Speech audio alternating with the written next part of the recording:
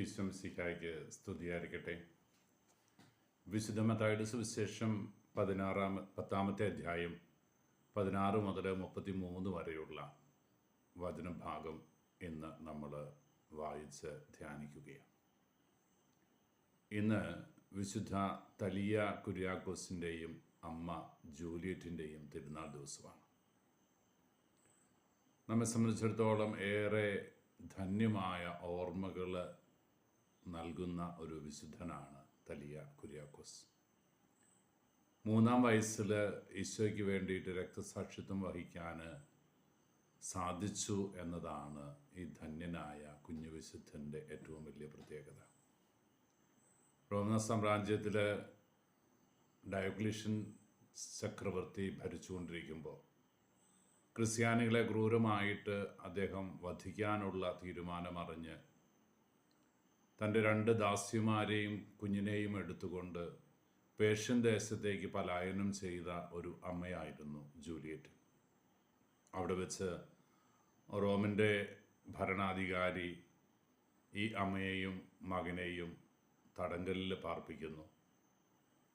അമ്മയെ കൽത്തൂണിൽ കെട്ടിയിട്ട് ക്രൂരമായി മർദ്ദിക്കുന്നത് കണ്ട് അമ്മയുടെ അടുക്കലേക്ക് ഓടിയെടുത്ത ഈ കുഞ്ഞു കുര്യാക്കോസിനെ അവിടുത്തെ അലക്സാണ്ടർ എന്ന ഭരണാധിപൻ പിറകോട്ട് പിടിച്ച് വലിക്കുന്നതും ആ ഭരണാധികാരിയെ ഞാനൊരു ക്രിസ്ത്യാനിയാണ് എന്നുറക്കെ പറഞ്ഞ് തൊഴിക്കാൻ ശ്രമിക്കുന്ന ഒരു കുഞ്ഞു കുര്യാക്കോസിനെയും ചരിത്രത്തിൽ കാണുന്നുണ്ട്. ക്രുദ്ധനായ ഈ അലക്സാണ്ടർ സ്റ്റെപ്പുകളിലൂടെ അവൻ്റെ കാലിൽ പിടിച്ച് വലിച്ച് താഴോട്ടും മുകളിലോട്ടും വലിച്ചപ്പോൾ അവൻ്റെ തല പിളർന്ന് ആ കുഞ്ഞ് മരിച്ചു എന്നാണ് ചരിത്രം പറയുക. അമ്മ ജൂലിയറ്റും അതിനെ തുടർന്ന് ക്രൂരമായിട്ട് കൊല ചെയ്യപ്പെടുന്നു.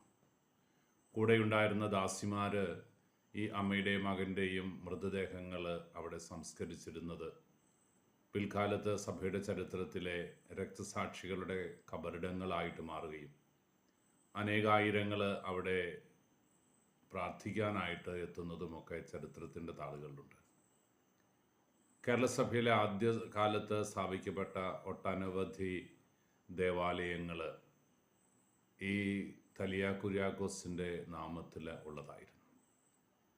കുഞ്ഞു പ്രായത്തിൽ ഈശോയെ ഒരുപാട് സ്നേഹിക്കുകയും താനൊരു ക്രിസ്ത്യാനിയാണ് എന്ന് ഉറക്കെ പറയുന്നതിൽ അഭിമാനിക്കുകയും ചെയ്ത ജൂലിയറ്റും ഈ മകനും നമ്മുടെയൊക്കെ ഹൃദയത്തിൽ കോറിയിടുന്ന വലിയ ചിന്തയാണ് ഇന്നത്തെ തിരുവചനം നമ്മുടെ മുമ്പിൽ ഉയർത്തുക. പീഡകളുടെ മുമ്പിലും പതറാതെ പിടിച്ചു നിന്നുകൊണ്ട് ദൈവരാജ്യത്തിന് വേണ്ടിയിട്ട് നിലപാടുകൾ എടുക്കാൻ നിർബന്ധിതരാകുന്ന, ബോധപൂർവം അതിന് തങ്ങളെ തന്നെ വിട്ടുകൊടുക്കുന്ന, വിജാതീയ ദൈവങ്ങൾക്ക് മുമ്പിൽ കീഴടങ്ങാതെ റോമൻ ചക്രവർത്തിമാരുടെ ഇംഗിതത്തിന് വഴങ്ങിക്കൊടുക്കാതെ ദൈവഹിതം തിരിച്ചറിഞ്ഞ് തങ്ങളുടെ ജീവിതം സമർപ്പിച്ച ഈ 2 ധന്യവിശുദ്ധരെയും അമ്മയെയും മകനെയും ഏറെ സ്നേഹത്തോടെ നമുക്ക് ചേർത്ത് പിടിക്കാം. പ്രതിസന്ധികളുടെ മുമ്പിൽ തളരാത്ത വിശ്വാസവുമായിട്ട് ഉറച്ചു നിൽക്കാൻ, എന്തെല്ലാം പ്രാതികൂല്യങ്ങൾ വന്നാലും ക്രിസ്തുവിലുള്ള വിശ്വാസം നഷ്ടപ്പെട്ടു പോകാതിരിക്കാൻ വേണ്ടി, കോംപ്രമൈസ് ചെയ്യുന്നൊരു വിശ്വാസത്തിന് നിന്നു കൊടുക്കാതിരിക്കാൻ വേണ്ടിയിട്ട് തമ്പുരാനെ വില കൊടുത്ത് ചേർത്ത് പിടിക്കാൻ, നഷ്ടങ്ങളുടെ മധ്യത്തിലും തമ്പുരാൻ വിലയുള്ളവനാണ് എന്ന് തിരിച്ചറിഞ്ഞ് അവനെ ചേർത്ത് പിടിക്കാനുള്ള ആഗ്രഹം ഈശോയുടെ സന്നിധിയിൽ നമുക്ക് സമർപ്പിക്കാം. ഏറ്റവും ഭക്തി ആദരങ്ങളോടെ ജീവിതത്തിൻ്റെ നൊമ്പരങ്ങളും ഗദ്ഗതങ്ങളുമെല്ലാം അവൻ്റെ സന്നിധിയിൽ ഇറക്കി വെച്ച്, കർത്താവെ നിനക്ക് സാക്ഷികളായി തീരാൻ പ്രാതികൂല്യങ്ങളുടെ മധ്യത്തിലും ബലം തരണമേ എന്ന് നമുക്ക് പ്രാർത്ഥിക്കാം. ഈശോ അനുഗ്രഹിക്കട്ടെ. കർത്താവ് ശംസിഹായുടെ കൃപയും പിതാവായ ദൈവത്തിൻ്റെ സ്നേഹവും പരിശുദ്ധാത്മാവിൻ്റെ സഹവാസവും നാം എല്ലാവരും കൂടി ഉണ്ടായിരിക്കട്ടെ, ഇപ്പോഴും എപ്പോഴും എന്നേക്കും.